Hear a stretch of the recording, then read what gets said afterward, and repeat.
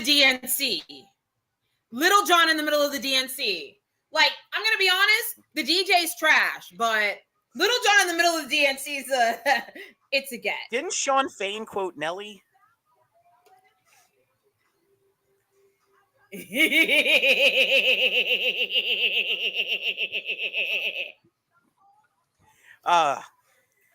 So for a variety of reasons. And also it's also the fact that everybody's been holding on, not quoting, not like us. They're fighting it. They want to do it, but they're not doing it yet. Can we have one episode in the last 4 months go by without mentioning Kendrick? I'm kidding. It's fine. I love it. So we've been away for a month, and it is purely my fault. It is purely my fault. That's not really fault. It's just that fate decided it needed to shit on somebody, and it was your turn. It's sort of just like a variety of just a series of unfortunate events occurred with household electricity problems, and then with a personal tragedy with one of our dogs. And I think our fans or fan will remember that last year we took a lot of time off due to a personal tragedy as well. But we're hitting the ground running. And I've got electricity back in every room of the house. You know, the house. Speaking as someone who survived multiple hurricanes, that feeling when you hear the click of the electricity going back on is one of the most emotionally satisfying moments ever. Well, especially in the summer, and it was 67 degrees here today instead of the usual like 80. And so when I walked in the door after coming home from work, I didn't hear the hum of our portable air conditioner, so I thought something was wrong again. That's how bad the problem. So just to give you an idea, when we had the electrician come here, I pointed out the first of many issues. And so he pulled out the electrical outlet and he said, I don't want to insult whoever did this, but this electric looks like it was done by a plumber.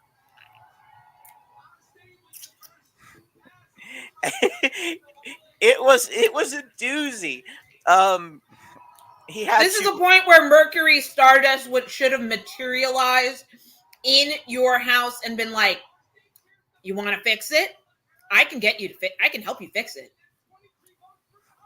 Like Walter in The Big Lebowski. I can get you a tow. Shit, I can get you a tow by 2:00. Yeah, basically. Now it was. That's how much I trust Mercury Stardust. That's how much I trust her. Trust them. The guy was great. The company was Thomas Edison Electric. They were amazing. I would use them again, and I hope I don't have to.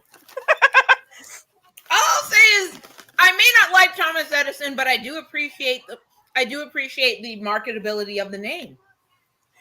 I mean, right? It took Elon Musk for me to prefer Thomas Edison.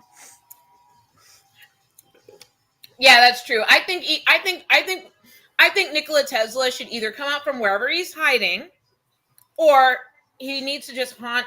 Well, speaking of Tesla, banks are finally feeling the mistake of lending that dumbass money to acquire Twitter. Oh, wow. Who could have thought that this was a bad idea? Honestly, what cracks me up is this is something a regular person would have just charged them $5 million to tell them. I'm sorry. A paralegal would have charged them $5 million. A regular person would have charged them 1.5 to be like, you want Elon to do what? Oh no, baby, he ain't got the money. How do you know he doesn't have the money? I know he doesn't have the money. You give me like 20 grand and like 5 days and Microsoft Excel, and I could have just come up with a report that said, don't do this. Don't do this. Yeah, it would have been like, I paid a dude like $30 on Fiverr and I got him to do it. So, you think I'm playing? If I thought I could get away with it, I would totally be like, yeah, I paid a motherfucker $30 on Fiverr. He ran the numbers. Don't do it. Now pay me 1.5 million. Why? For my personal pain and suffering. Isn't this how this I think works? that Isn't this Wall Street? my personal pain and suffering right now is at an all-time low, believe it or not, given everything I just told you, because this is a political podcast. So Yeah. as far as my pain and suffering politically, since the last time we had a show, things drastically changed. And I really regret, interesting in a good way.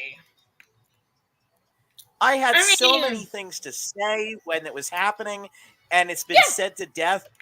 But, nobody who sees this, all 10 of you, doesn't know what happened. So, all I gotta say is Tim Wall's cradling a piglet. Tim Wall's cradling a piglet. Bitch, I'm a piglet. I do not give a fuck. That oink that oink, Twitter, bitch. That Twitter account, the redheaded libertarian or whatever it is, she posted this thing from Schitt's Creek saying, "I finally figured out who Tim Walls remind me of, and it's Bob from Schitt's Creek," which, first of all, not an insult. I know you think it should be an insult, but Bob was a nice guy. Fuck off. I'm sorry. He's like a less evil. He's like if Nick Offerman, real life Nick Offerman, had an older, like an inappropriately older cousin. Yeah, if Nick Offerman was a little less devilish and a little more all shucks. Yeah, like, I'm sorry. If I find out that these two men are related, which honestly, I'm not saying all white people are related. I'm not saying that at all. But I'm sorry. I see hints of Nick Offerman in him. I can't remember what the degree is, but I read this amazing article like about I think it's 38. I think it's 38 or 36. Okay, yeah. They're probably only like 18th cut. They're probably only 18 cousins removed. They're probably only 18 degrees apart. It's very, it's very, I think that someone theorized that the furthest apart any two humans ever were was like 45th cousins. Yeah, so like I'm gonna slash that business in half for those two. It's giving 18 to 20th cousins. Yeah, it's not certainly like, on a scale of inappropriateness, it's, if they like, if Nick Offerman and Tim Walsh were to become lovers, there would be nowhere close. Like, it would not create JD Vance. Yeah, exactly. Fucking poser. I swear, JD Vance went from a moderately bad idea to y'all looking for the receipt on this one, huh? This is what happens when your campaign doesn't have any money. When you are funneling the money to your lawyers, and foreign interests, you get JD Vance. Because the motherfucker that you were supposed to pay to dig up all the shit, you didn't pay them. That person doesn't exist. And then you introduced him on an internet with sex workers that know how to do their own Photoshop, Swifties, Magic Eye survivors, the investigations desk of Black diaspora Twitter, and simply skeptical leftist rednecks. Oh, he didn't have a goddamn chance. He didn't have a Andy fucking Bashir goddamn chance. Had it right off the bat. He ain't from here. That's just all it takes. Yeah. And I know the last time we talked, I was putting, this was before Biden had even stepped down. We were talking about how I believed he should. I still absolutely understand people who think he shouldn't have. But I will say this until this is over. But I'm gonna be honest. At first, I thought he shouldn't have, but as we go forward, seeing how unburdened he is acting as a counterbalance to Kamala.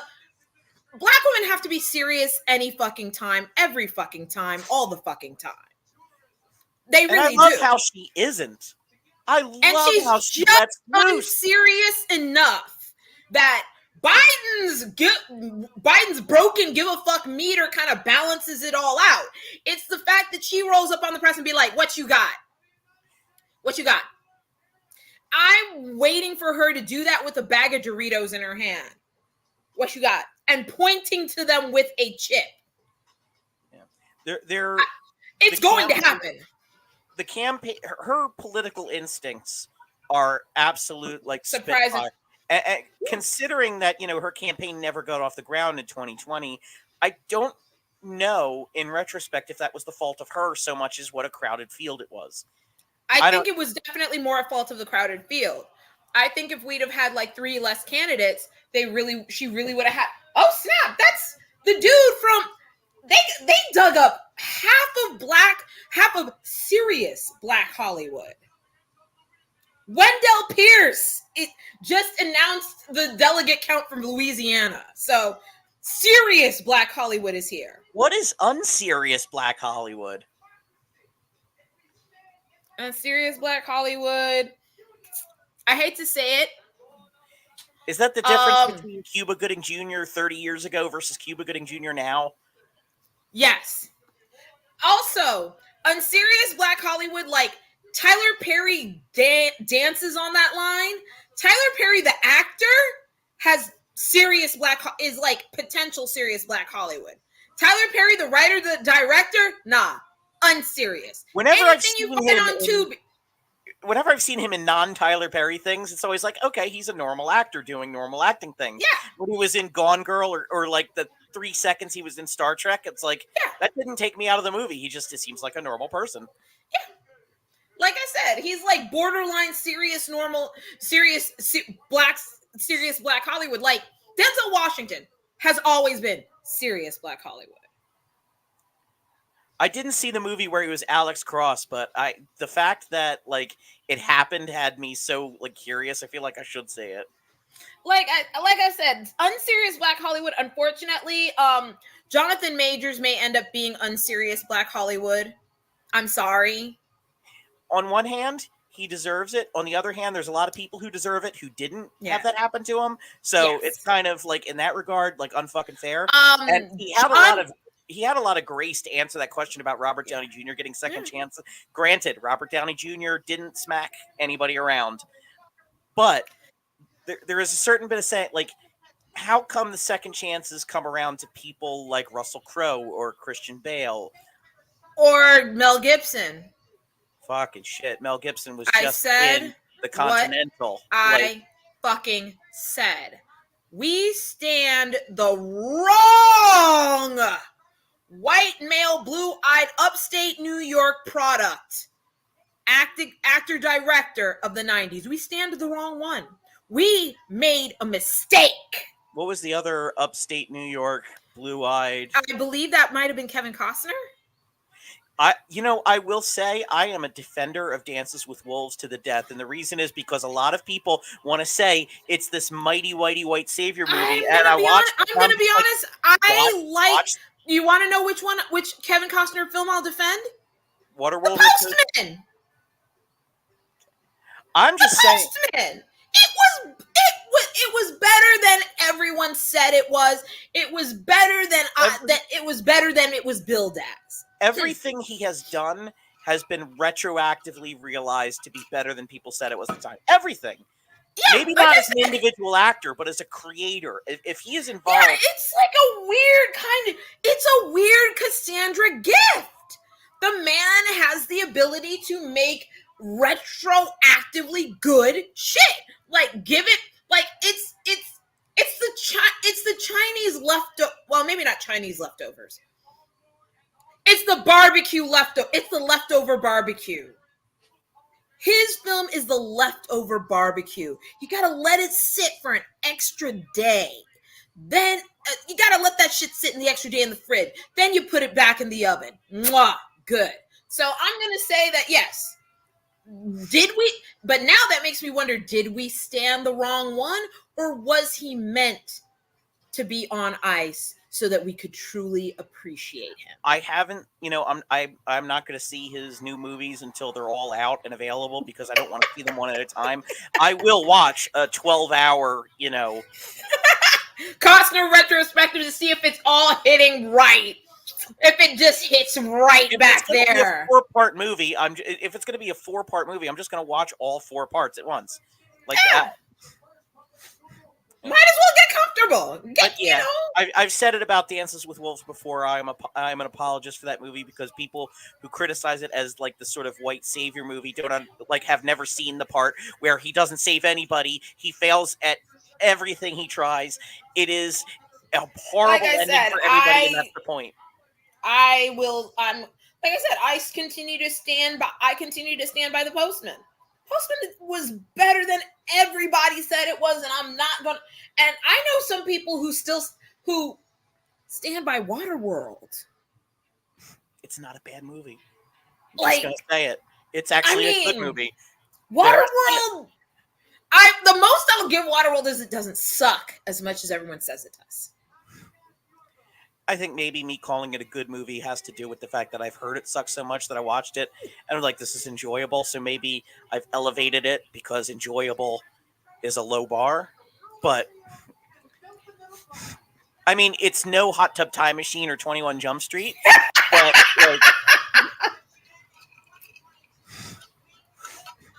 But yeah, honestly, I think we can all agree that rethinking Kevin Costner as a collective, yeah, he's a little right wing, but it's because he loves the national parks and he does not give a fuck who supports him on that shit. He's right wing in the way that, like, Gary Sinise is right wing. Yeah, in that, like, in other words, he likes Pete, but he'll go on Fox News if he needs to.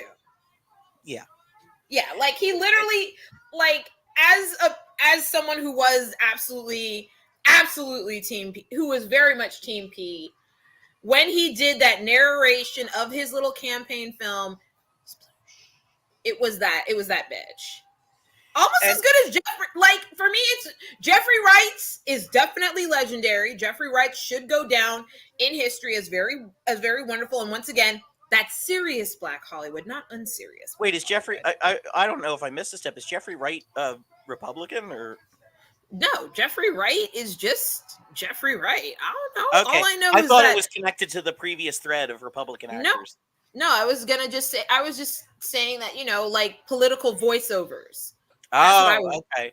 But yeah, I'm gonna just say, although I have a bone to pick with Jeffrey Wright voiceovers because now the MCU is showing recently that they're okay with reusing actors. So I really hope they will reconsider their role with Jeffrey Wright as the Watcher in that bullshit show What If and cast him as an actual arc villain. I would like that. Jeffrey Wright doesn't get a chance to be villainous enough. And you want to know who I think we need to consider as part of serious Black Hollywood? Even if he does comedy again, even if he does sci-fi comedy again, John Boyega. Honestly, it's like, listen, he is a less problematic. Look, I don't want to sound like a hipster, but I've been a fan since Attack the Block. I mean, Attack the Block, people sleep on it, but it's actually pretty good. And I think they're doing a sequel, unless they already did the sequel. I don't know. I mean, I'm here for an Attack the Block sequel. It was scary as shit, and also kind of funny. Like I said, I consider, and I'm not just saying he belongs under serious Black Hollywood because he's British. That was one of the best SNL sketches in years, was the whole Black British actors thing, where Keenan as Ice Cube pretends to be British because he realizes, now I forget which actual actors they had on there, but I think John Boyega was supposed to be one of them, but I don't know if it was Regé-Jean Page. But yeah, I'm sorry. I'm not assuming that not all Black British actors are serious Black Hollywood. No. A good chunk of them are. Like, Shit, I didn't know Idris Elba was British for years because I saw him in shit playing American. Really? Yeah. The Wire in The Office. That's what, like, I didn't know. First time I heard him You want to know with a who threw British me? accent, I was like, oh, that's just, he's putting on a thing for a role. You want to know who threw me? Delroy Lindo. I thought he was just Jamaican American. Wait. He's British? Like, yeah. He's a Jamaican Brit.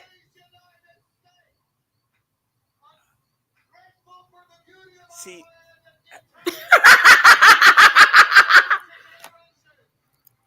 but yeah, I would definitely consider Delroy Lindo to be serious Black Hollywood. Just like how Viola Davis is serious Black Hollywood. Aldous Hodge is trying to be serious Black Hollywood, and I hope he gets there. I love Aldous Hodge. He's adorable. And he's such a nerd. Him and his watches. I heard they're doing a John Wick 5, and I'm like, really? Are we really doing this today? oh, man. Honestly, you know,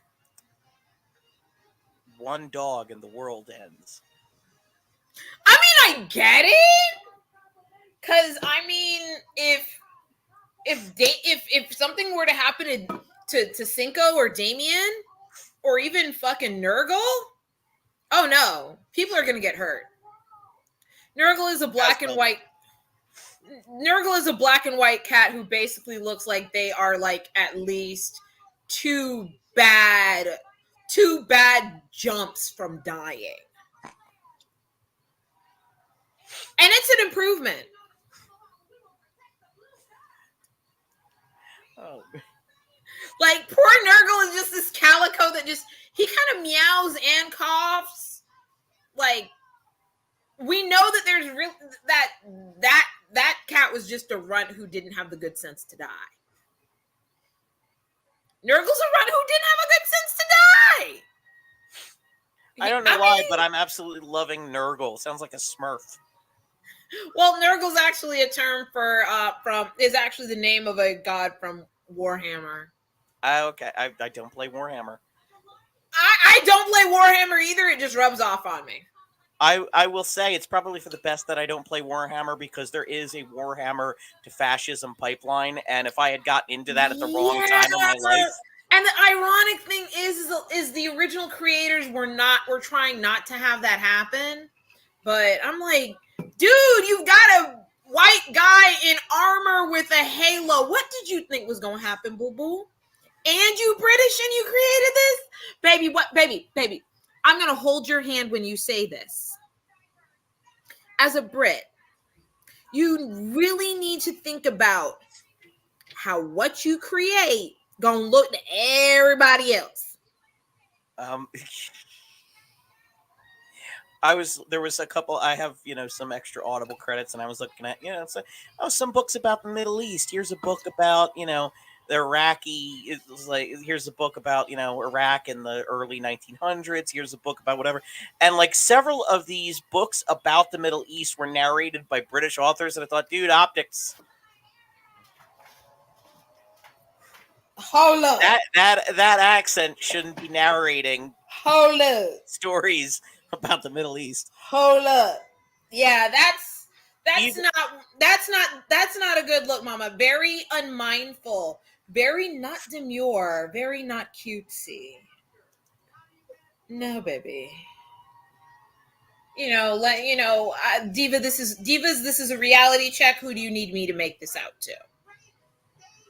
My goodness. The last month has been absolutely just, from the moment that Biden announced that he was stepping down. Like some of the astrology girlies say that we unintentionally shift into a slightly better timeline. Slightly better. I mean, I think I said,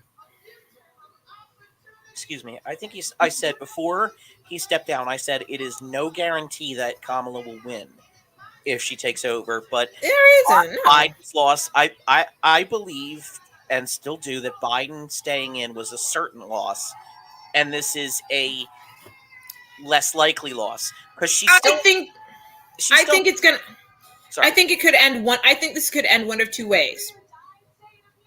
We're gonna have either an ugly landslide, ugly, no matter who wins. It's either gonna be such an ugly landslide that people are gonna stop talking to each other.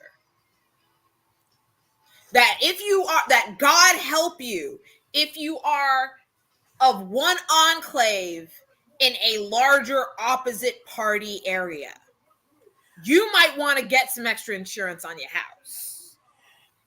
I haven't, I think don't it's know either going to enough be.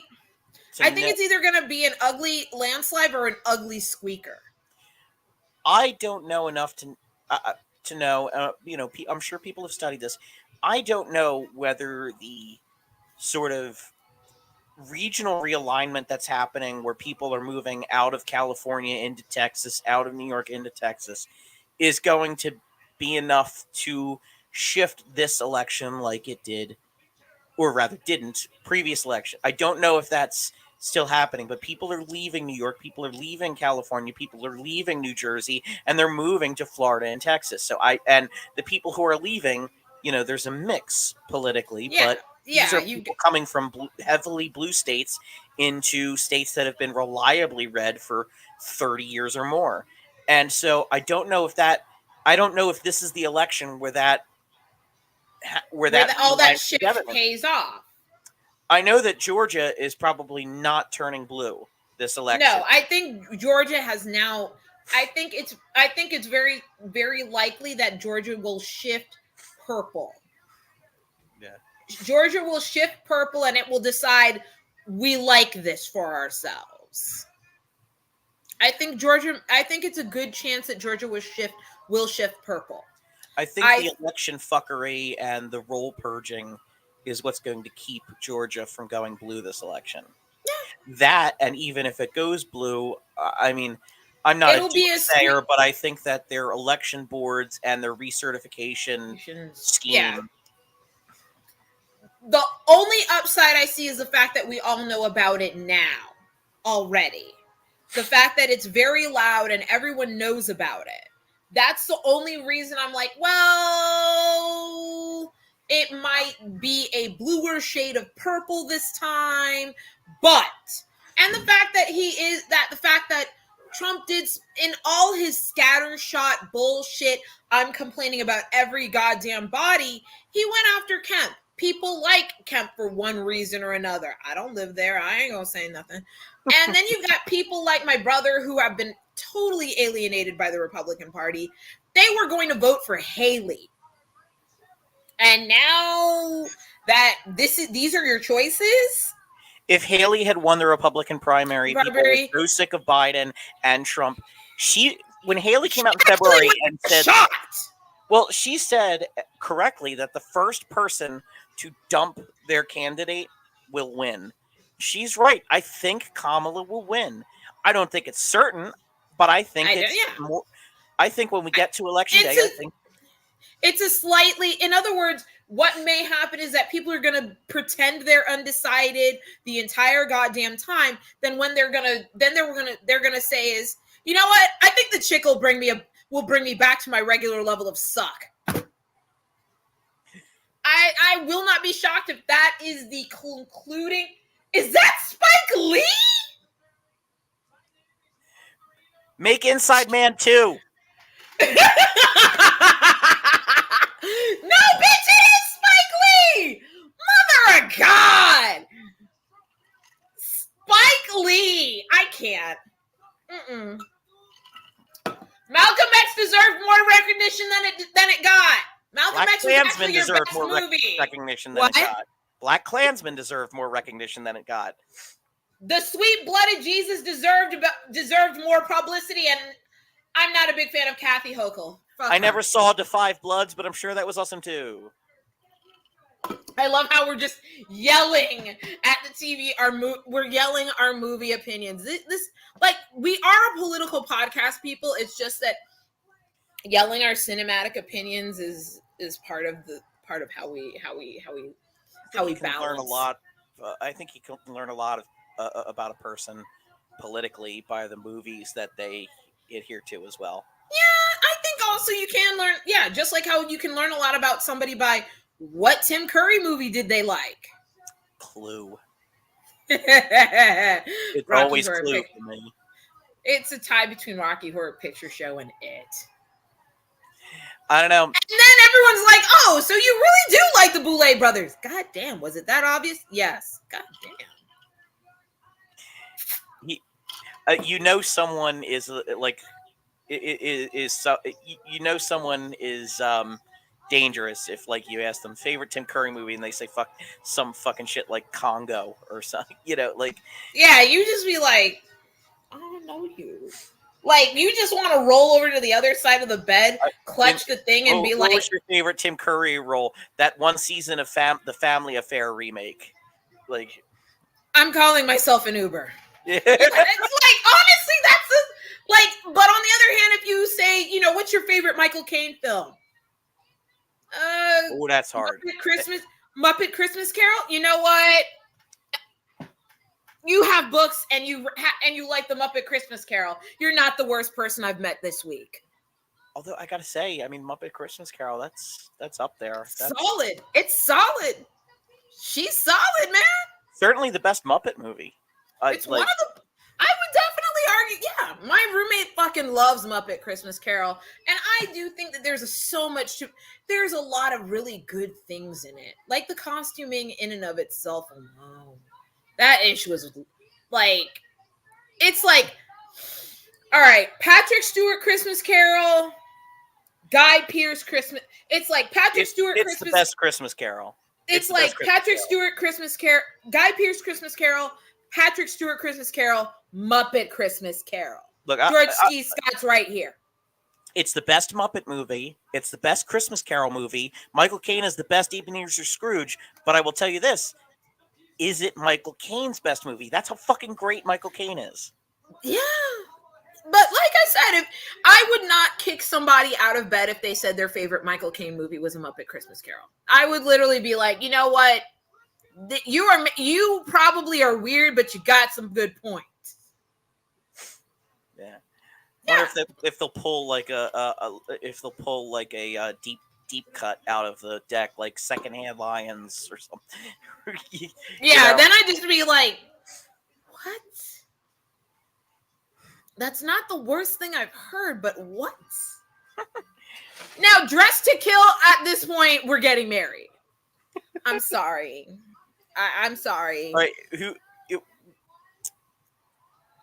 what is the correct answer for you to hear when you ask someone who the best James Bond is? Ooh. Oh, God. Who would I... Oh, wow. Marshall Islands went in. Okay. Best James Bond.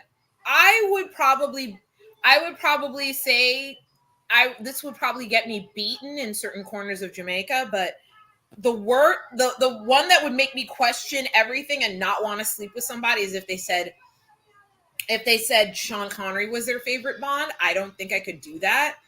Oddly enough, I would say if they said that they were in a toss up between Roger Moore and Pierce Brosnan, I'd know they were a fuck boy, but they'd be fun. If they said a toss up between Daniel Craig and George Lazenby, they're too much of a goddamn romantic. You can't fuck with them. This is not a casual relationship. They've taken that shit seriously. If they just simply say Daniel Craig, they're all right. Mine is Daniel Craig, followed by Timothy Dalton. If they say Timothy Dalton and Daniel Craig, then I know I can actually start negotiating with them as to how we're gonna handle the BDSM side of the relationship. Because James Bond is supposed to be cold. Yes. And granted, Pierce Brosnan and Roger Moore were great for what they were. They played a version of the character that worked for the actors that they were. And it worked for the era. Those were some campy motherfuckers. And well, Pierce Brosnan could do the charm and like the lightness, but he also, boy, he had some of the coldest. It's funny, and perhaps it's why the coldness worked so hard. But they did have some of the coldest moments of the series. Roger Moore, especially, had some of the best kills.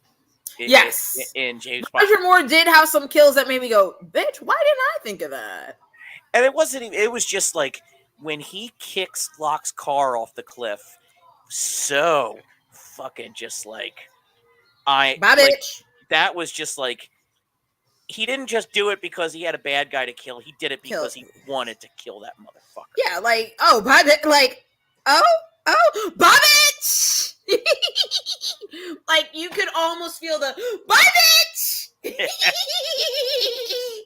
Then there's that moment where like Sanders like holding on to his tie as he's nearly falling off the roof, and he just flips the tie out of his hand and lets him drop off the roof. That was cold. And of course, like, Pierce Brosnan's best kill when he just fucking shoots Elektra. Elektra. Yeah. That was cold. It was evil. And I'm like, wow, you really are that. You really are that motherfucker. Okay. Dallas. I will not be. Dallas. Yes. I never miss. So cold. So cold. So cold. I just hated the fact that the chick's name was like Christmas. Yeah, that was bad. That was bad. Fucking that. Was really, y'all? Christmas? Not Noel? And then to end it with, I thought Christmas only came once a year. Like, Jesus. Like, I would have been like, Christmas Jones? Not Noel. Not Noel? Joy Noel? Because Joy Noel Jones, aka Joy Jones, that would have been hot. I would have been like, okay. If that movie had ended like maybe like 30 seconds earlier than it did, I would have a higher opinion of it. I think we all would have had a higher opinion of it. But like I said, listen, Denise was married to Charlie Sheen at the time. If you're married to that man, you're gonna make some questionable decisions, and I'm gonna let her go. Let it go for that.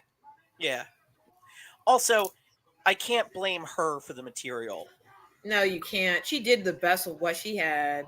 It's like blaming Mark Wahlberg for a bad performance in The Happening. Like that. I have a lot of thoughts and feelings about Mark Wahlberg that I'm still working through. I mean, he's a horrible human being. But okay, I just wanted to make sure we were all on the same page. It's sort of like the Mark Wahlberg has been forgiven for like beating someone up so much he lost an eye.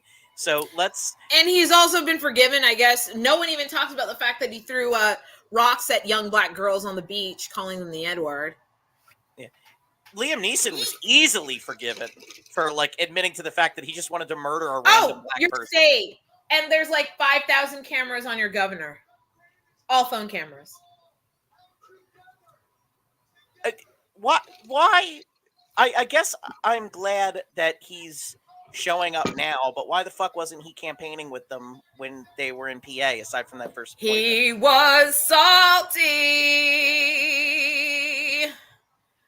He was salty. He didn't want to admit he was salty. He knew he was salty, and he realized, I can't be seen in public while being this salty. Let's go back in time a little bit and talk about, again, the last time we had a show, Biden hadn't dropped out. And so we were talking about if he drops out, who would replace him and who would be the best vice president. And at the time I was adamant, Andy Bashir was my number one choice. And I think I was on Pete still. Yeah. I mean, I was on Pete as well. I think when she made it clear that she wanted a governor, I was like, okay, get Mark Kelly off the list, which I'm glad because. Yeah, I'm going to be honest. I like Mark Kelly, but I like Mark Kelly. Yeah, but I like Mark Kelly, but I like Mark Kelly where he is. He can win his seat, so keep him at his seat.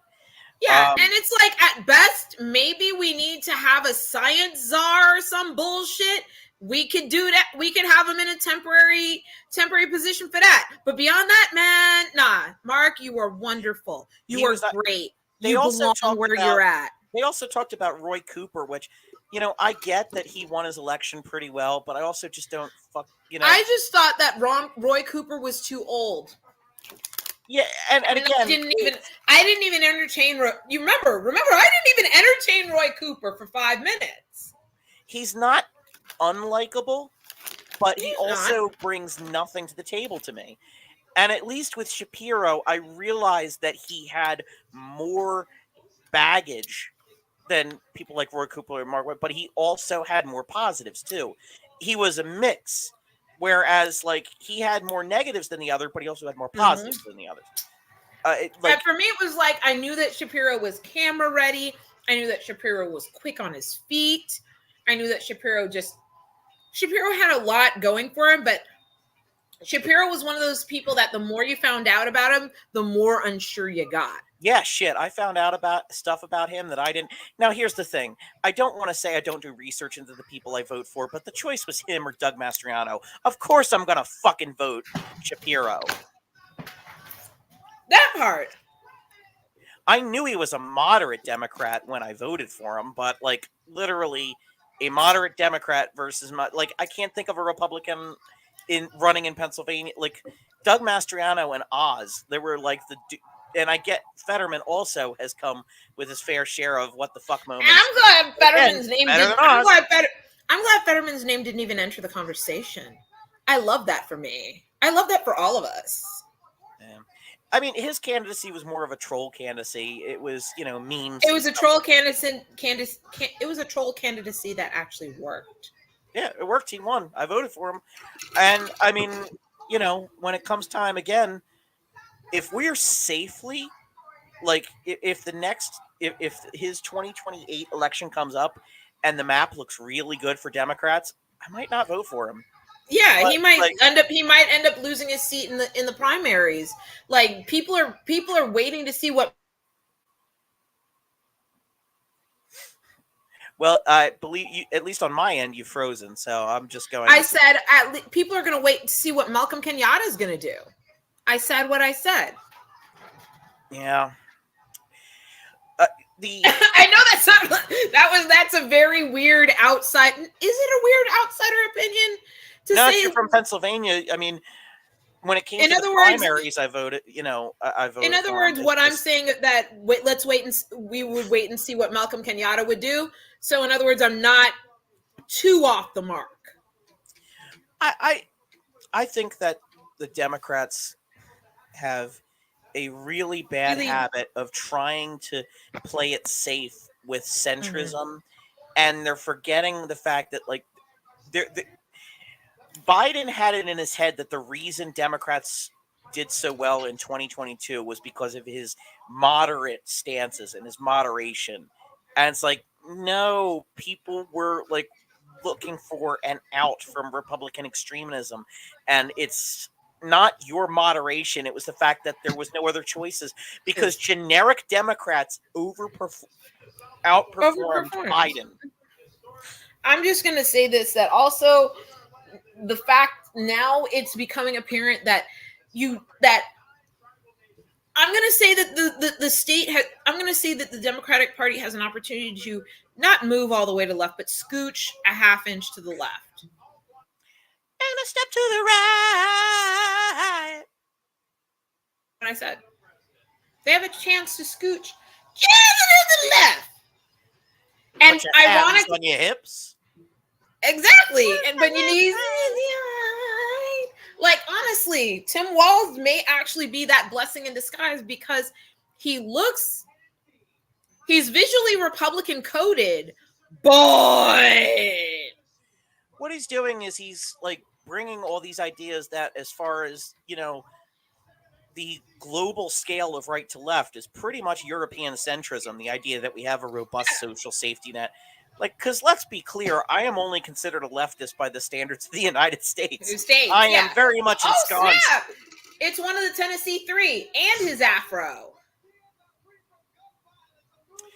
Hey, isn't one of the Central Park Five going to be? He might have, but all I know is one of the Tennessee Three is doing the roll call. Is doing Tennessee's Tennessee's part in the roll call, and I'm here for him and his afro because that afro is glorious. It is glorious. What was it? Was it Justin something? I can't remember the name. Justin is the half Filipino one, I think. This is Okay. the other one. It's been so long since that happened. I think they're both named Justin. My mistake.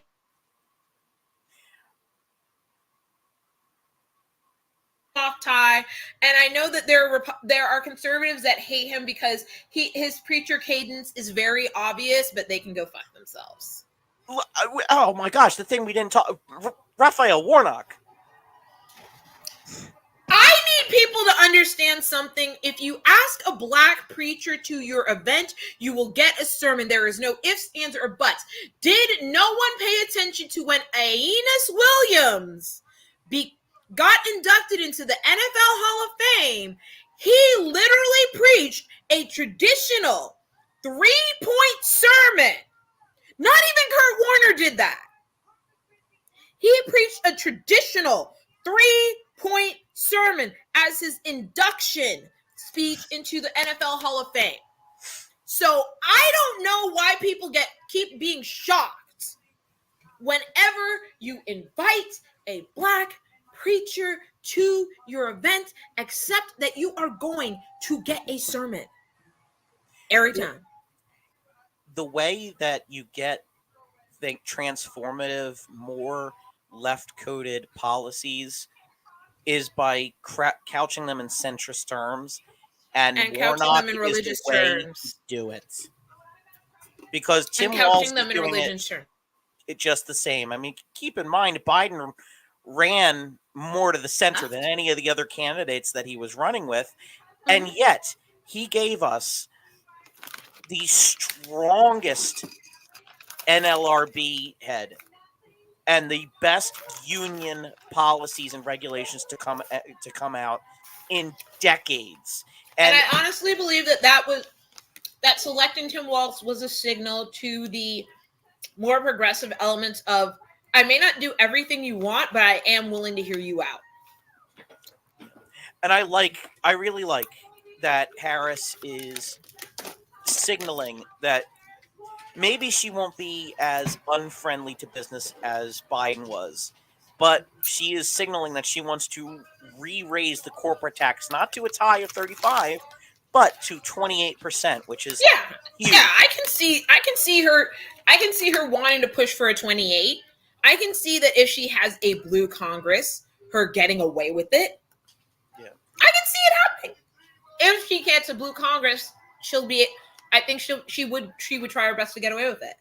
I love them continuing to hit Biden and Harris on inflation. Meanwhile, Trump's out there saying he wants a 10%. No, wait, scratch that, 20% across the board tariff on imports. And I'm like, bitch, the supply side is where the inflation came from.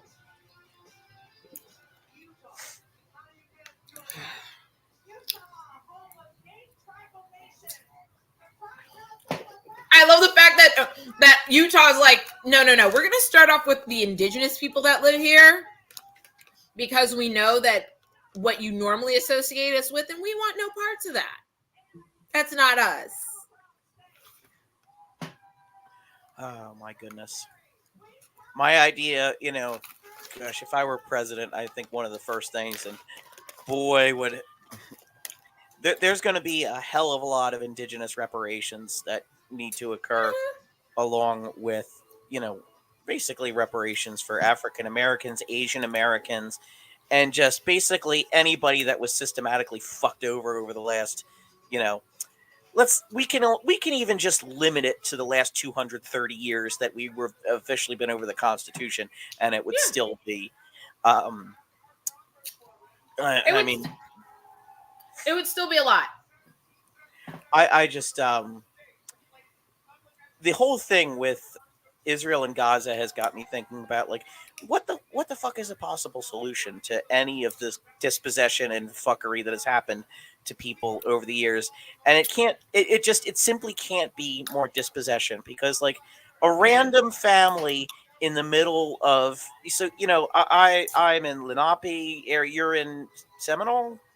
This would be like This is ceded Seminole land. Yeah. Yeah. So like you and I, as individuals, had fuck all to do with what genocide of the Native Americans, but all the same, we benefit from the historical genocide that happened. So how do you fix it? Not by dispossession of people who currently live there, but by reparations and favorable favorable ability for land purchases when land comes up.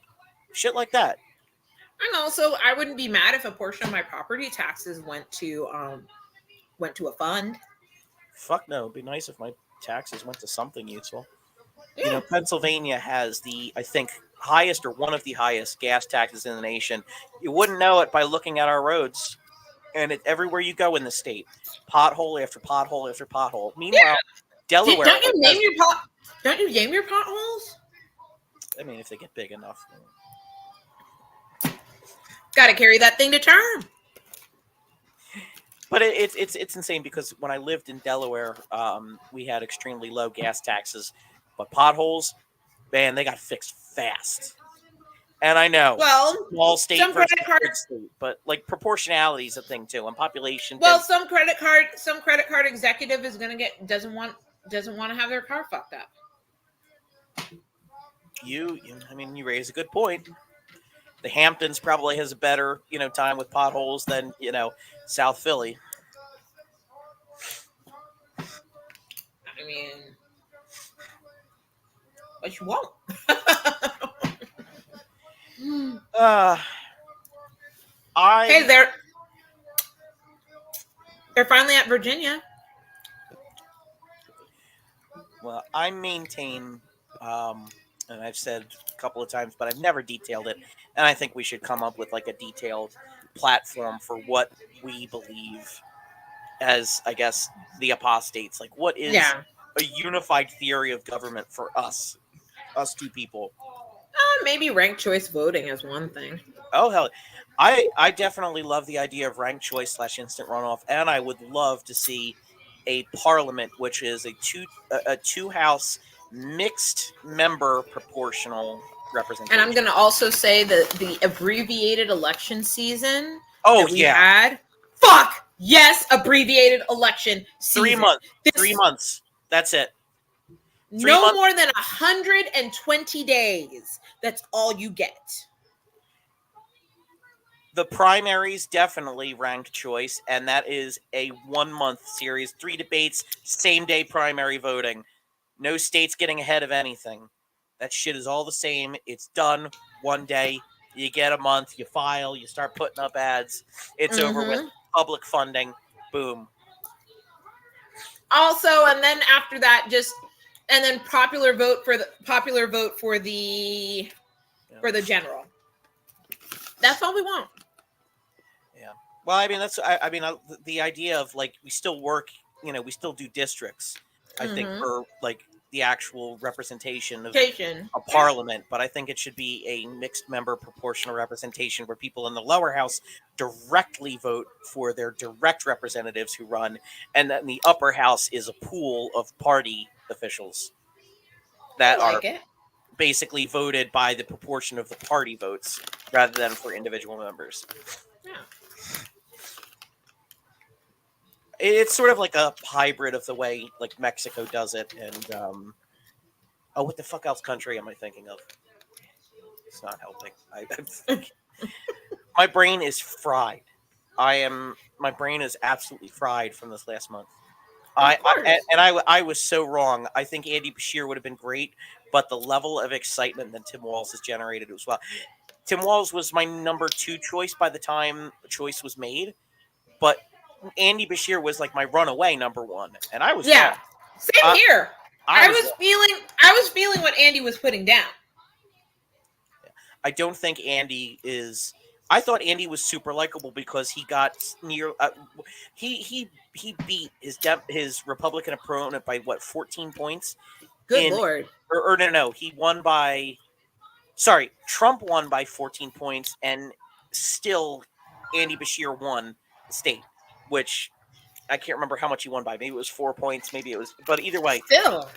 a Democrat won a state that Trump won by, I think, 14 points, something like that. And to me, that said, this man can pull from the center and the moderates and the undecided Mhm. like no one's business. But oh my God, I have to think Tim Walz is doing a better job of that. I mean, before we go for the day, let me just Mhm. even look up and see what the current 538 aggregate polling is. I'm not really feeling 538, but let's look anyway. 2.8 ahead, Harris. Mm. Granted, Biden was 4% ahead on election day, and he still only won by 10,000 votes in 2 important states. So, you know, still dicey, but a lot Yeah, better than it was a month and a half ago. that's true. And with that, It's we're at a we have a fighting chance. well, with that, we're going to go for now. Thanks for bearing with us for the time we were off. Again, a lot of household issues to deal with that led to And they the happen. delay. We're human. We are indeed. I am a tired human. I am going to go Yes. finish my Coke Zero, and and we will see you next week. But Yes. seeing We're just some happy late, to be back. we are. But some late breaking news, and it looks like somehow David Zaslav's still alive. God damn I it. swear, all we need is Tim Walz